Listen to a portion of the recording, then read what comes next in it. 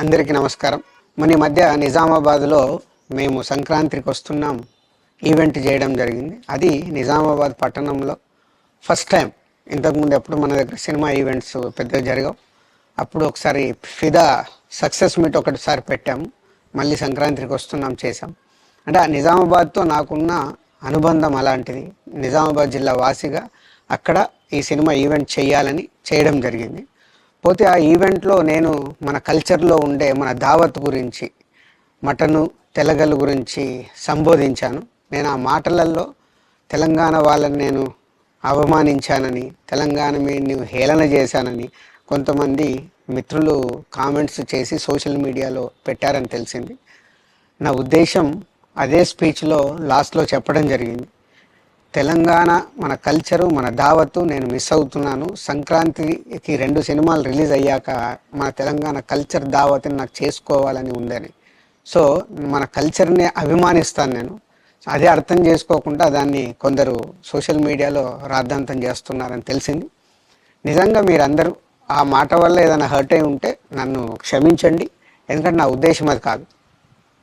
ఎందుకు చెప్తున్నానంటే, నేను నిజామాబాద్ జిల్లా బాన్సువాడలో ఫిదా అనే సినిమా షూటింగ్ చేసి ప్రపంచవ్యాప్తంగా ఆ ఫిదా సినిమా ఎంత అప్లాజ్ వచ్చింది, భానుమతి క్యారెక్టర్కి, మన తెలంగాణలో ఉండే కల్చర్కి, ఆ సినిమా ఎంత ఒక ఫ్యామిలీ ఎమోషన్స్కి ఎంత విలువ ఇస్తామనేది చెప్పడం జరిగింది ఆ సినిమాలో.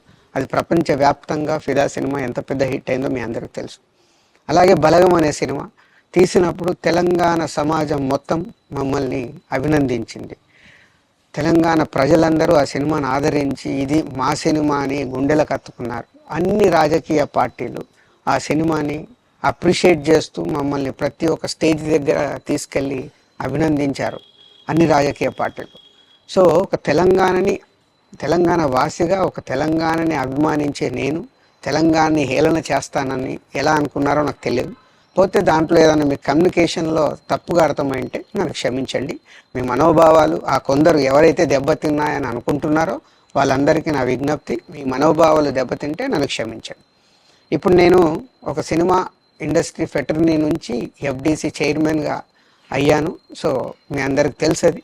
సో ఇటు సినిమా ఇండస్ట్రీకి అటు ప్రభుత్వానికి మధ్యలో ఉంటూ సినిమా ఇండస్ట్రీకి అవసరపడ్డట్టుగా నేను అన్ని సహాయ సహకారాలు చేస్తూ ఈ హైదరాబాద్లో హెల్దీ వాతావరణము, తెలుగు సినిమాకి, తెలంగాణలో అభివృద్ధి చెందాలనుకునే యువతకి అందరికీ నేను ఉపయోగపడేలాగా ఉండాలి. మన అలాగే పవన్ కళ్యాణ్ గారు కూడా చెప్పారు, యూత్ చాలా ఉన్నారు, వాళ్ళందరికీ కూడా సినిమా ఇండస్ట్రీలో ఇష్టం ఉన్న వాళ్ళని అప్గ్రేడ్ చేసి చేయాలని. ఆ ప్రభుత్వంతో కూడా అక్కడ సినిమాలో కావాల్సిన అందరినీ డెవలప్ చేస్తూ వాళ్ళందరూ మళ్ళీ తెలుగు సినిమాకే, తెలంగాణలో నేర్చుకున్న, ఆంధ్రాలో నేర్చుకున్న వాళ్ళందరూ తెలుగు సినిమాకే ఉపయోగపడతారు.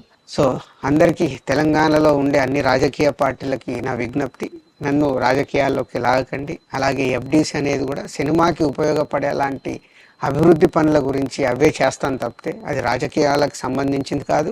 ఎఫ్డిసి కానీ నేను కానీ సినిమాలకే ఉపయోగపడతాము. ఇది అన్ని రాజకీయ పార్టీలు అర్థం చేసుకొని ఫర్దర్గా నన్ను ఇలాంటి అవసరం లేని వీటిలోకి లాగకూడదు అని మీ అందరికీ, అన్ని రాజకీయ పార్టీలకు నా విజ్ఞప్తి.